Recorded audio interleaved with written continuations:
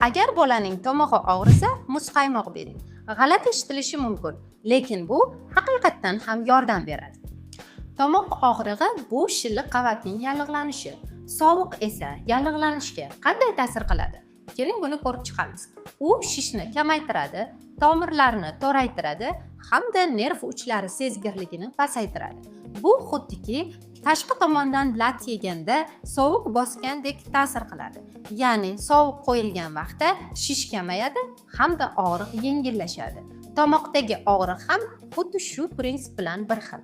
Shuning uchun bola tomog'i og'riganda quyidagilarni berish mumkin: muzqaymoq, sovuq kefir yoki yogurt, sovitilgan meva bo'lakchalari.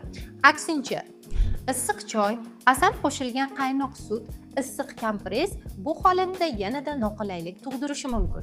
Sovuq narsadan qo'rqmang. Bola sovuqdan emas, viruslardan kasal bo'ladi. Video foydali bo'lgan bo'lsa, yaqinlaringizga ham yuborib qo'ying.